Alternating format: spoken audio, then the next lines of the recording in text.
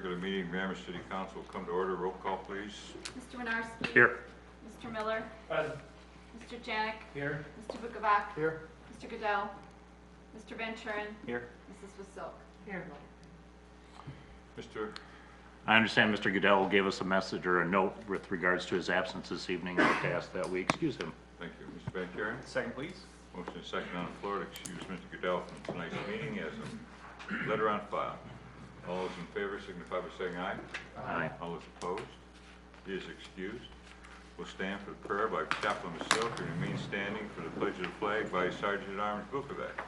Will you bow with me, please? Gracious God, bless this meeting tonight.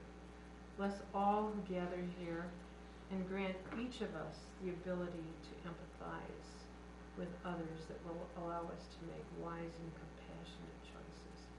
Bless our city, bless our leadership. Bless and protect all those who protect us and keep us safe and keep them safe. We pray a special blessing upon those who are living in the southeast and who have been affected by Hurricane Matthew. Protect them. Protect those who are traveling to provide them aid. And now may the words of our mouths and the meditations of our hearts be acceptable in your sight, O Lord, our rock and our Redeemer.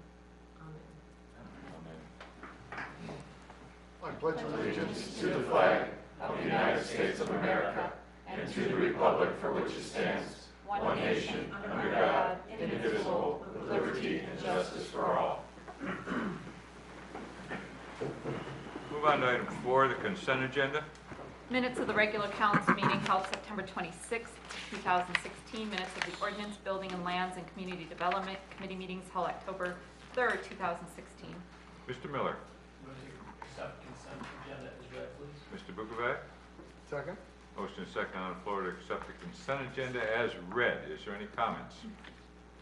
Roll call vote, please. Mr. Winarski. Yes. Mr. Miller. Yes. Mr. Janik. Yes. Mr. Bukovac. Yes. Mr. Van Turen. Yes. Mrs. Wasilk. Yes.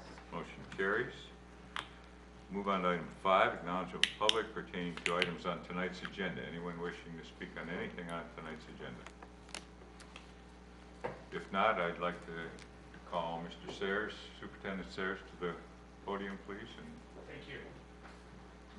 Mr. Sayers is going to talk to us about the school issue ballot that's coming up on the ballot. It's an informational meeting, and there'll be questions questions to answer afterwards. So, well, thank you very much, and I appreciate the opportunity to be here, and I promise not to take too much of your time. I'm sure that you have a busy agenda, but I do appreciate the opportunity to share a little bit about issue 21.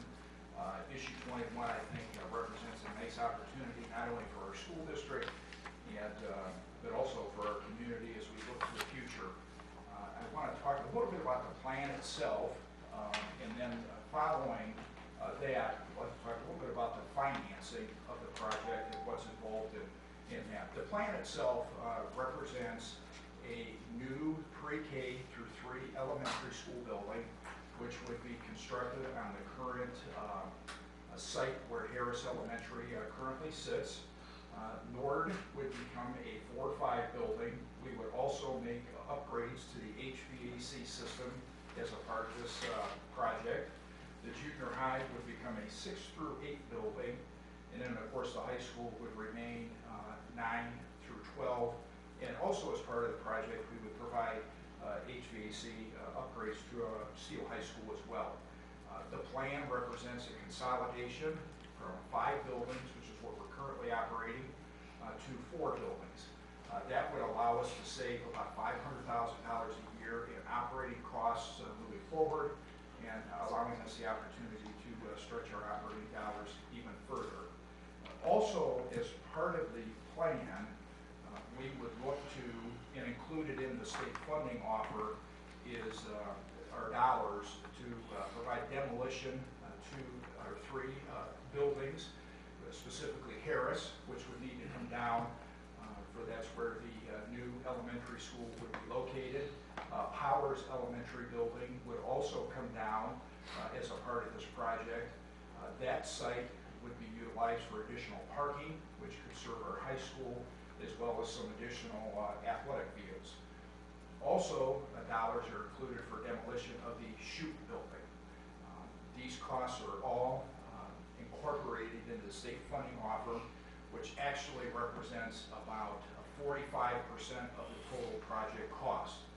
And that is what is really exciting about this opportunity, and it's kind of a rare opportunity as we work with our financial consultant, that we actually have an opportunity to build a new elementary building, make upgrades to 2 other buildings, specifically the HVAC upgrades, save $500,000 a year in operating costs, and not ask voters for any more taxes. A very rare opportunity indeed, and the reason we're able to do that is because of the state facility funding offer, which would provide us about $14 million. We also have the opportunity to take advantage of very low interest rates so that we are able to refinance what's left on our existing bond issue from when the junior high was built back in the early 2000s. And then if the voters approve essentially extending that bond from its current expiration date of 2029, an additional 12 years to 2041. Those 3 items, the funding offer, the refinancing of existing bonds, coupled with the extension of that bond from 2029 to 2041, would allow us to do this project without increasing taxes. Currently, Amherst enjoys the 3rd lowest property taxes of the 14 districts in Lorraine County, and this plan ensures that we will remain among the lowest in Lorraine County in terms of property taxes paid. Again, a big component of this plan is not just the construction of a new pre-K through 3 building, which is obviously good for kids and good for learning in the 21st century, but the efficiency aspect of this plan is something that will benefit every taxpayer in Amherst. And that's essentially a quick summary. Again, I didn't want to take too much time, but I wanted to provide a quick summary of the plan itself, along with the financing of the project. And then certainly, I think the most important part of any presentation is the question and answer period. So with that, we'd like to open it up to your questions. Okay, Mr. Miller? Thank you, Mr. President. Thank you, Mr. Sayers, for coming down. Been around now for a while and worked with you on many occasions, and I'm extremely impressed with your leadership. You have done amazing things for our school district. This is just another one of those that I see being highly successful in bringing education into the 21st century, upgrading facilities, doing it all in a fiscally savvy way. I think that the extension of the bond and reducing the rates, all this is fantastic. I applaud everybody else that you surround yourself with to make this happen. I know there's a large number of people that you could go on and list. I can't do anything more than just jump on board, get behind this, and I say as a citizen, a taxpayer, Amherst alum, I appreciate, applaud, and thank you for all this effort. I hope to see this passed in November. I believe it will be passed. I think people are savvy to what this can do for us. And once again, kudos, congrats, and let's get this done. Let's continue to make our schools great. Well, thank you very much, and we appreciate the support. You mentioned, all that's involved in this, and it clearly has been a team effort. And speaking of team effort, this project all started about a year and a half ago with a citizens facility advisory committee. In fact, some of the folks who were in this room were a part of that committee, and this citizens advisory committee, they are actually the ones that developed this plan and recommended it to our Board of Education. And that process started about a year and a half ago in anticipation of a state funding offer.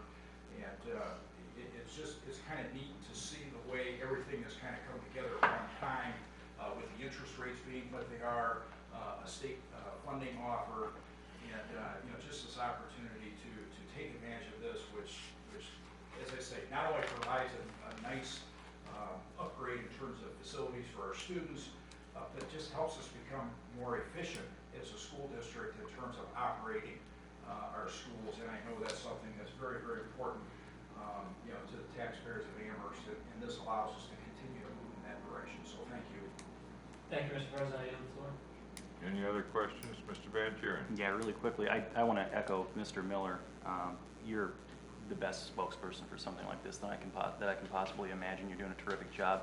And I want to commend your team for laying out a really persuasive plan and explaining things in a very comprehensive way so that the citizens understand why this is a necessity. And I do think it's a necessity. There's really nothing we can spend our money on that's more important than our kids, and you've laid out a very persuasive argument. My wife and I will be proudly voting for this, and I hope that other citizens of Amherst do the same. There's a whole lot on the ballot this year that I think a lot of us will be voting against, and it's good to have something on the ballot that we can all vote for. So great job to you and your team. Thank you very much. Thank you. Anyone else? Mr. Winner? Thank you, Mr. President. Mr. Sayers, thank you so much for joining us tonight. Do appreciate it's a huge issue for Amherst. I mean, this really gives us some opportunities, and I just think it's terrific. Can't thank you enough for all the work you and your team. Barb, I was at a school board meeting where your consultant first visited after looking at the numbers. First comment out of his mouth was, "This is one frugal school district." And your treasurer said, "Yeah, that's right, we're cheap." So that one thing you mentioned is that this is a rare opportunity, and if I'm remembering correctly, only 5% of the school districts in the state would even qualify for this opportunity. Yeah, that's what was shared to us by our financial consultant, that again, just the opportunity to build a new building, make upgrades to 2 others, reduce operating costs and do it without raising taxes. It just doesn't happen very often, and it's due to a combination of factors, and things have just kind of come together for us, and hoping to be able to take advantage of the opportunity. Oh, great work. Can you share with us the name of the school? What'll we call it? Yes, great question. Thank you very much. We have decided, we understand that history and tradition is very important here in Amherst, and the new school, if approved by the voters, would carry the Powers Elementary School name. We also intend to keep the Josiah Harris as well as the Shoup names as part of that building as well. We're not sure how we're going to do that, but perhaps we could have, for example, a Josiah Harris kindergarten wing, or a Shoup preschool center, or whatever that might look like. But the school building itself will carry the Powers Elementary School name. Very nice, thank you. And then final question is, assuming it's approved, what would be the estimated time and before the kids would actually be showing up on buses first day?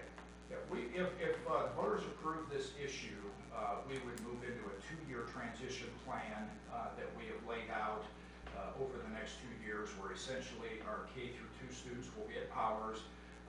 Nord would become a 3 through 5 building, the junior high 6-8, and of course the high school 9-12. And we'll have to do some adjusting and improvising over these next 2 years as part of that kind of transition plan while the construction is taking place. But if all goes as planned, we're hoping for the fall of 2019 that we would be able to open the new K through 3 building, and then of course at that time Nord would become 4 or 5, junior high 6-8, and then the high school would remain 9-12. Okay, thank you very much. Good luck. I hope this works out, and I have a hunch it will. But that's all. Thank you, Mr. President. You. Anyone else? Thank you, Mr. Sayers, for coming and enlightening the city and council on. And thank you so much for your time. Have a great evening. Thank you.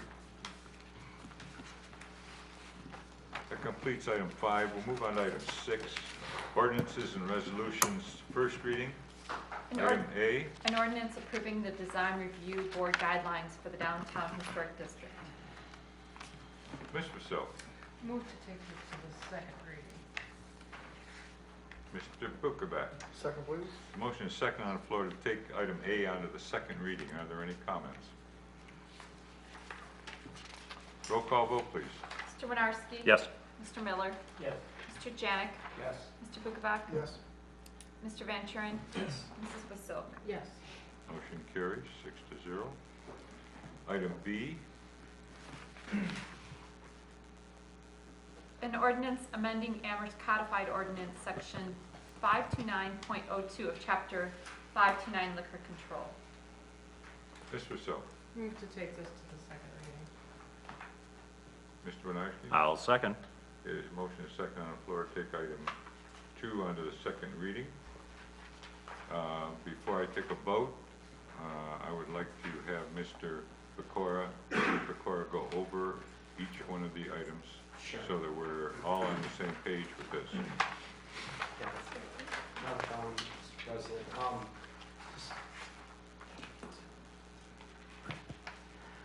Before I actually talk about the ordinance itself, I understand that a letter or an email from Judge Januzzi was sent to members of council and other members of administration. I was not a recipient of that email, but I understand the content, and it pertained to his concern. You didn't get an email. Oh, there wasn't? Okay. We thought. Well, regardless, I think Judge Januzzi wanted to make sure it's understood that when it comes to Amherst codified ordinances versus Ohio revised code provisions, he prefers to incarcerate defendants who have been convicted of a crime under the Ohio revised code provisions because of the costs associated with their incarceration. So as a steward of, first of all, he's a citizen of resident city of Amherst. I think he's looking out for the city in that context. And I was thinking that while we were having the conversation, when Frank, Carlson, my assistant law director, was indicating that he wouldn't send someone to jail under this Amherst codified ordinance. It's not that he doesn't find these offenses to be serious. He is, again, thinking of the city's coffers and wanting to make sure that when he incarcerates individuals, that it's done under the Ohio revised code provisions because of the costs associated. If he were to convict him under the Amherst codified ordinances, the city, I believe, would have a greater share in those costs, but also I believe we'd have to pay for a potential court-appointed attorney. So I think the judge wanted us to understand that, or council to understand that, as well as the public. And I thought there was an email sent, but apparently not, so. Yeah, that was. Oh, there was, okay. Okay, I just want to explain to you what that was, and also to the public as to the judge's reasoning behind that, and he's saving the city money by doing that. So, having said You that, got the email? Yeah, I'll send it to Linda. I didn't get it. When'd you get it? Wednesday or Thursday, Yeah, maybe shortly thereafter.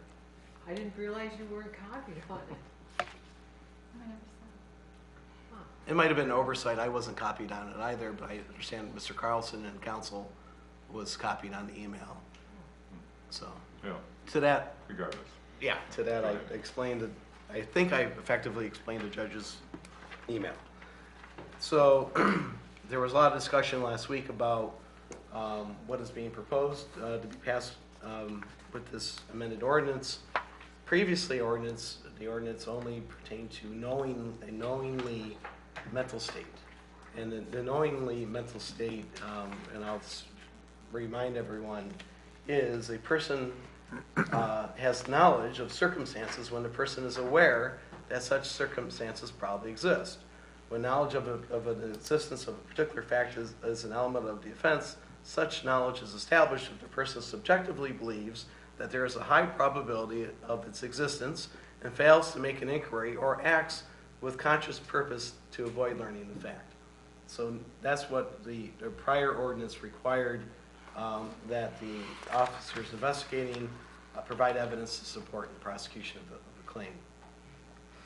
Then there was discussion of just simply making or adding a different level, which would have been a negligent standard.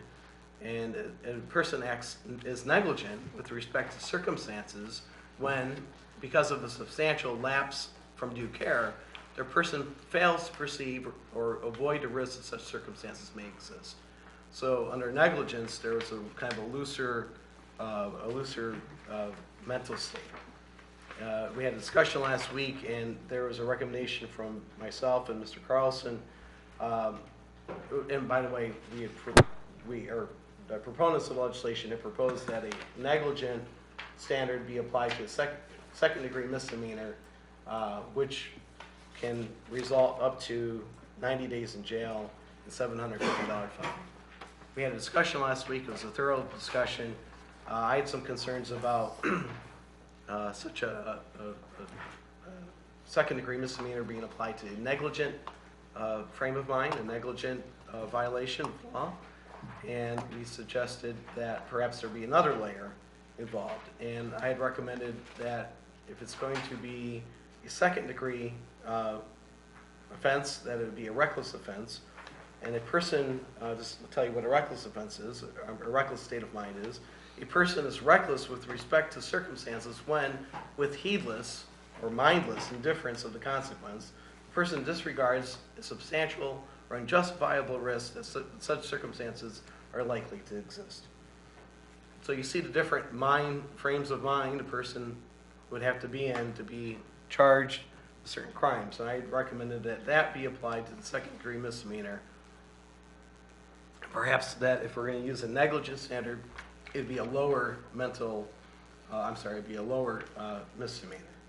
And there was discussion that it would be a fourth-degree misdemeanor.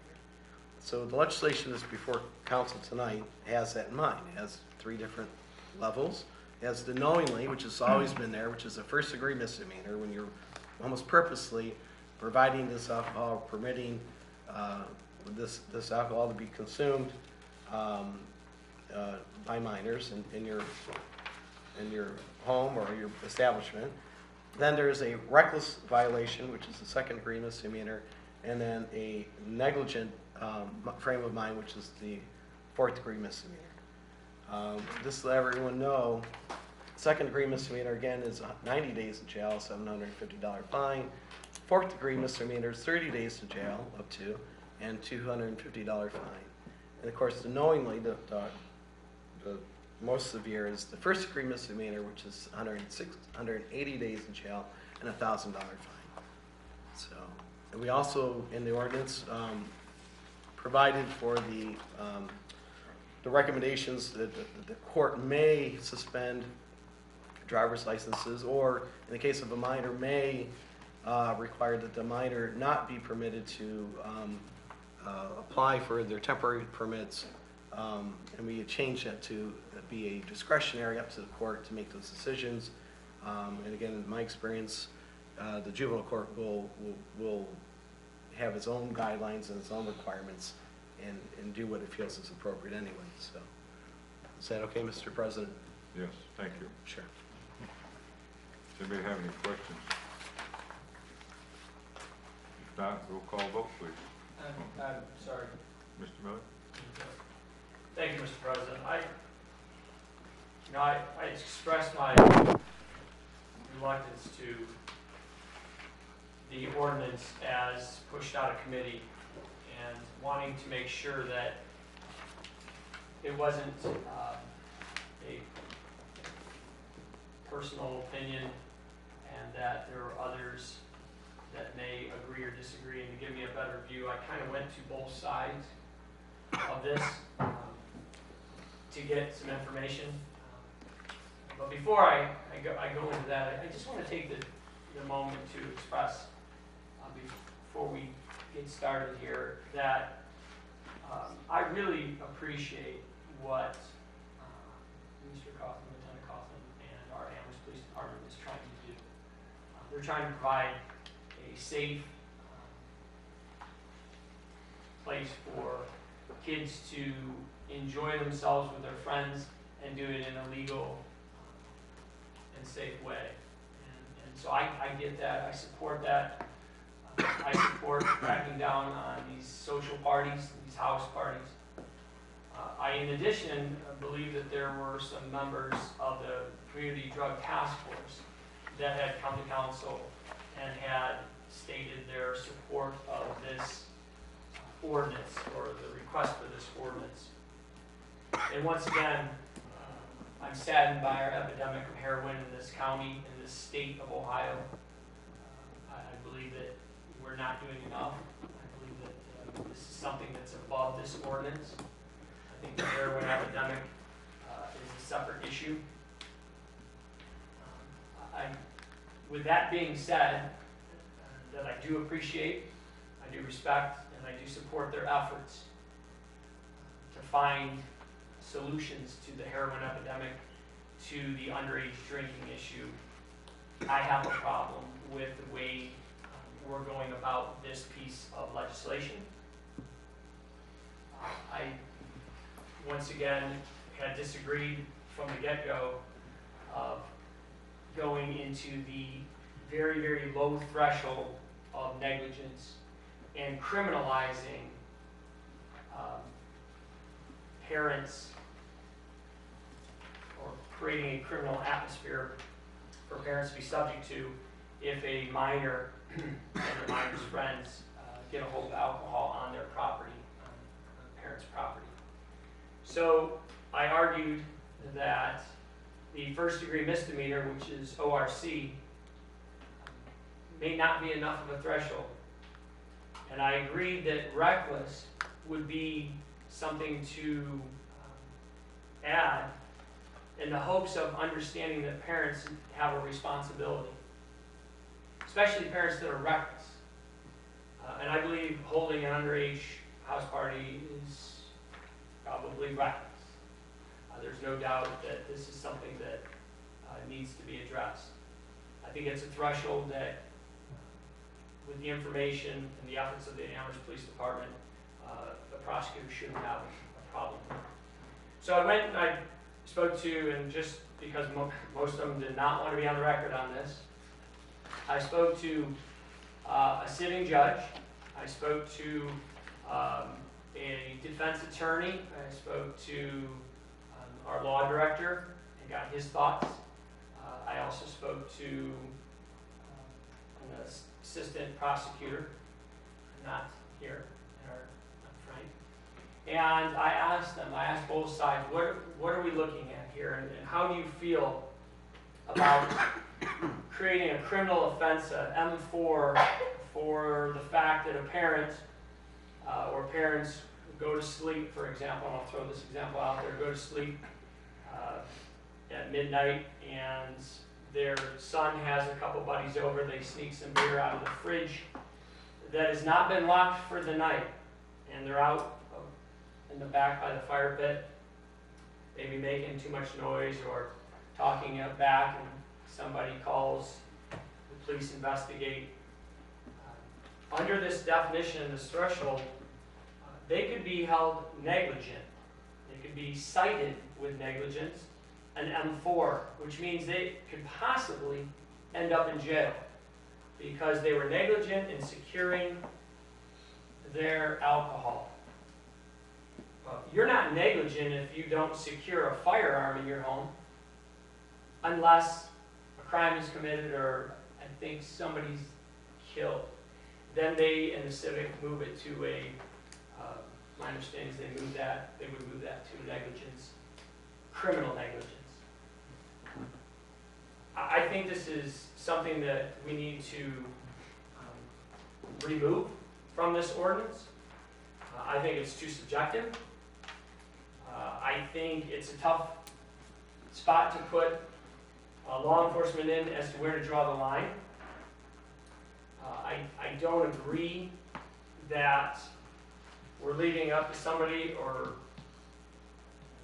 even a jury to say what's reasonable. If you end up getting charged with this, you now have court costs. You have to pay for a lawyer. And I don't believe that that's something that some families should go through in this situation.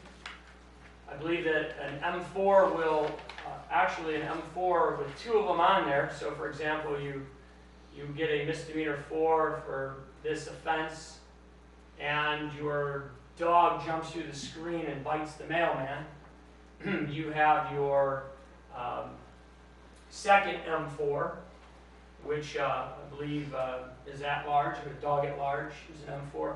Now you have two misdemeanors and your file cannot be expunged. Is that correct? You have two misdemeanors I think you could still get an expungement. I'm not quite sure. I'd have to look up. So that, and I didn't mean to put you on the spot on Sure, that. you can look but, it right now. But that's what I was being, information I was being given. I think reckless is enough. I think moving that M4 to a minor misdemeanor, same thing you get for seatbelt law, $200 fine, open container law, $200 fine, whatever it amounts to court costs. I think that is equivalent for being negligent, but I don't see it as being criminal. I don't like this. I don't like legislating what's going on in your home. I don't like the idea that you can criminalize this, but we have, you know, a lot of other issues. I'm first and foremost a believer in Second Amendment rights, but we don't even put the standard on how you take care of your firearm. But we're going to have it on the same standard as your alcohol. So do I have to lock up my refrigerator and find a lock for that? So do I have to dump it all out? If I have a wine cellar, what do I do with my wine cellar? I mean, these are things that I don't think we're thinking through. I think we're trying to do the right thing here and stop the social parties. I think that reckless will do that. I think this is an overreach. I don't believe our local government should be touching that low a threshold. And I don't think we should be putting our law enforcement, and for that matter, our assistant prosecutor at the Overland Municipal Court or a judge in that position, to have to make a decision on criminal, on a criminal offense. So I know I've been lengthy. I appreciate your patience with this. I think that we're doing too much here. So with that, I would implore council to reconsider this, remove the misdemeanor 4 down to a minor misdemeanor. I believe reckless is a M2 is a good call to wake up these parents that are being reckless by hosting parties. I completely support Lieutenant Coughlin and what they're trying to do there. I just believe this misdemeanor 4 is a threshold that's too low in negligence. It's right above an accident, and it's usually rarely criminalized. So with that, I appreciate, once again, your patience, for hearing me out, for speaking on behalf of myself and others. With that, I yield the floor back. Thank you. Thank you, Mr. Miller. With that, I'll take a roll call vote. Pass this on to the second reading. Mr. Winarski? Yes. Mr. Miller? No. Mr. Janik? Yes. Mr. Bukovac? Yes. Mr. Van Churen? Yes. Mrs. Wasil? Yes. Motion carries 5-1.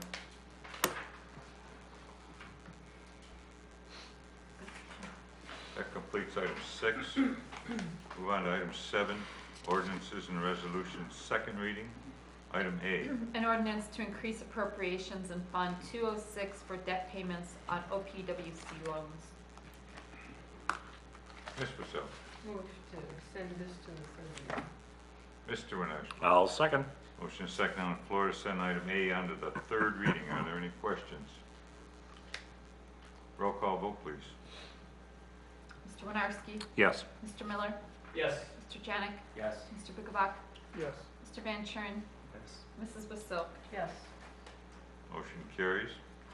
Completes item 7. Move on to item 8, ordinances and resolutions, third reading. Item A. An ordinance authorizing and directing the Safety Service Director to solicit bids to supply the city with gasoline and diesel fuel for a period of 12 months, and authorizing and directing the Safety Service Director to award the contract for such products to the lowest responsive and responsible bidder. Mr. Miller. Move to adopt. Mr. Winarski. I'll second. Motion is second on the floor to adopt. Roll call vote, please. Mr. Winarski? Yes. Mr. Miller? Yes. Mr. Janik? Yes. Mr. Bukovac? Yes. Mr. Van Churen? Yes. Mrs. Wasil? Yes. Motion carries. Ordinance O-16-34. Item B. A resolution establishing the aggregate sum of money for blanket purchase orders pursuant to the Ohio Revised Code 5705.41D3. Mr. Winarski. Motion to adopt. Ms. Pasil. Second. Motion is second on the floor to adopt. Roll call vote. Mr. Winarski? Yes. Mr. Miller? Yes. Mr. Janik? Yes. Mr. Bukovac? Yes. Mr. Van Kuren? Yes. Mrs. Basilk? Yes. Motion carries. Resolution R16-08. That completes item 8. Move on to item 9, miscellaneous and acknowledgement of the public. Anyone here wishing to speak on any item? Mr. Van Kuren. Thank you. Just really quickly, I wanted to share with you guys that on my way home from work today, in my neighborhood, I noticed that there is a candidate yard sign in a resident's yard that had been spray painted over maliciously by someone obviously who had a problem with that candidate. And it was pretty shocking to me, not because I don't think that kind of thing happens, but I've been involved in helping with campaigns, not just my own, in Amherst for, gosh, I don't know, a dozen years maybe, and I've never seen anything like that happen in Amherst before. And I would just encourage Amherst residents, everyone out there, to remember that not only are you stepping on residents' First Amendment rights when you do something like that, but you're also breaking the law. And frankly, if you want to help a certain political candidate, and this was, by the way, a candidate who I do not support, but if you want to help a political candidate, I encourage you to get out there, be part of the process, knock on doors, volunteer, put pen to paper, and use your brain rather than a spray paint can. One of the things I'm proud about Amherst is that in spite of the fact that we have a lot of political differences in this city, sometimes we get very passionate about it. We don't break the law. We don't go too far like that. So let's not let the passion and the anger in this election affect us here in Amherst. And I would encourage all of our residents to remember that you are breaking the law if you tamper with, or if you steal, or if you vandalize people's yard signs. Thank you. Thank you, Mr. Van Kuren. It's good information. Mr. Miller. Thank you. Since Mr. Van Kuren has brought that up, I appreciate that. It just reminded me that we have the new ordinance on file regarding signs and signage, sign size, location, and I've noticed driving throughout town that we have signs that are up by mailboxes. They're out in the frontage. They're close to the street, and just remember, it's not a matter that we have a problem with the free speech or your candidate. It's a safety issue. If you could please just pull those signs back off the line of sight. And I apologize because I wasn't prepared to think on my feet here with that ordinance, but the number of feet off the street, I'm not sure. You should be without the right-of-way. You should be on your own property, not the city's And if there's right-of-way. no sidewalk, then I believe Follow it's, the utility yeah, I lines. think that's what was the general rule of thumb. And the safety, the building department would take a look at that along with Mr. Jeffries, I'm sure, if there's an issue with signage, size, or location. But just please keep that in mind, and hopefully we'll have a little bit more peaceful of a campaign season. It's a rough one, but I do appreciate Mr. Van Kuren making a point that we need to respect that this is a process that makes us a democracy, and we have something that no other nation has, a federal system that works, and for us to do something like that really takes away from what we're trying to do here. So best of luck to the candidates, local, state, and federal, and I appreciate those who respect the First Amendment right of others and their property. So thank you, Mr. Van Kuren, for bringing that up. I yield back to the floor, Mr. President. Thank you for the time. Anyone else? That will move on to item 10, agenda requests and committee meeting schedules. I have two agenda items. The first is A1647. It will go to Finance. The subject is resolution accepting amounts and rates as determined by the Budget Commission and authorizing the necessary tax levies and approving the alternative method, formula, and allocation of ULGF and ULGRAF and certifying them to the county auditor. The second is A-16-48. We'll go to Streets. It's an ordinance approving the developer's agreement with Micah Properties and Victor Nardini for road improvements to Kresge Drive, and that is complete. Thank you. Finance, Ms. Vasil? Yes, I have A16-47 as read, and I would like to call that for 7 o'clock on Monday the 17th. Thank you, Ms. Vasil. Thank you. That's Building and Lands, Mr. Janik? No items, Mr. President, please cancel. Thank you. Streets, Mr. Bukovac? I have one item, A1648, an ordinance approving the developer's agreement with Micah Properties and Victor Nardini for road improvements to Kresge Drive. I call that for October 17th at 7:05, please. Thank you. Is that complete, Mr. Bukovac? It is complete. Thank you. Redevelopment, Mr. Bukovac? No items, please cancel. Thank you. Executive, Mr. Van Kuren? No items, please cancel, sir. Thank you. Ordinance, Mr. Miller? No items at this time, please cancel, Mr. President. Thank you. Utilities, Mr. Janik? No items, Mr. President, please cancel. Thank you. Recycle, Mr. Miller? Please keep recycling, but there's no items. Thank you, Mr. President. Thank you. Technology, Mr. Bukovac? No items, please cancel. Thank you. Police and Fire, Mr. Winarski? Nothing at this time, Mr. President. Thank you. Completes item 10. We move on to item 11, reports administration. Thank you. Mr. Kukuka? Yeah, this evening I passed out to council and to the mayor and to Linda the 2015 CAFR report. It's finally been released, so we were able to distribute that to every member of council. We'll also have it posted on the website as well, and on the Ohio checkbook website as well, so you'll be able to access it in multiple venues. Also, the reports for September have been distributed to all members of council. And the report, Mr. Chairman. Thank you. Mr. Ramsey? Our reports for September have been distributed as well, and a report. Thank you. Mr. Bacora? No report, Mr. Mayor. Thank you. Mr. Jeffries? No report, Mr. Mayor. Thank you. A couple quick things. The Technology Advisory Committee has set up a date to meet with the administration on the 24th. So I really appreciate that meeting being set up. We'll be discussing technology within the city, connectivity, servers, telephones, so where we'll be moving forward with our technology. This is the baby steps that we've been waiting to take, so we're on the way there. Before we adjourn, I'd like to go into executive session to discuss compensation for public employees. So I'd like to do that, before we adjourn. Thank you. End of report. Thank you, ma'am. Mr. Winarski? I'd like to, I guess we need to note that the reports from the treasurer and auditor were received. I'd like to make, Yes. is it a motion or just have it noted, please? Just have it noted. Everybody in council has the reports? Okay. Mr. Winarski? Now I'd like to ask that we accept the reports of the administration. Thank you. Mr. Miller? Second.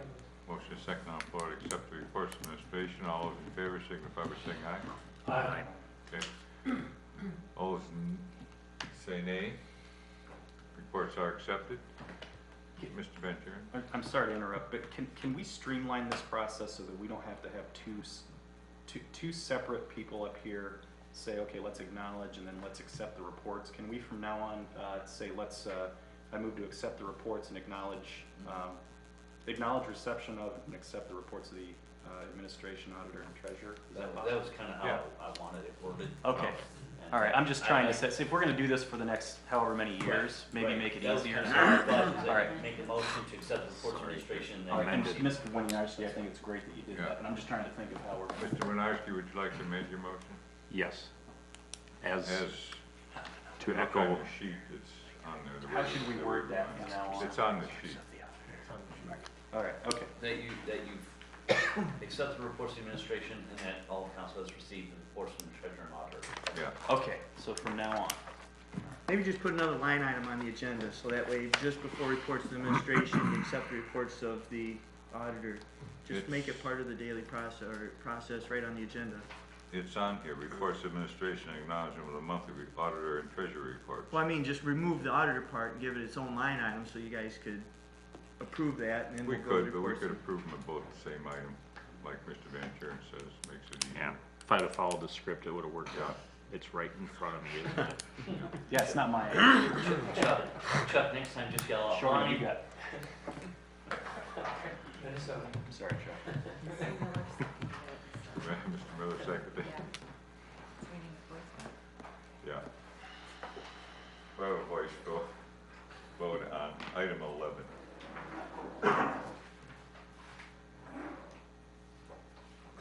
Reports of administration and acknowledgement of the monthly auditor and treasurer reports.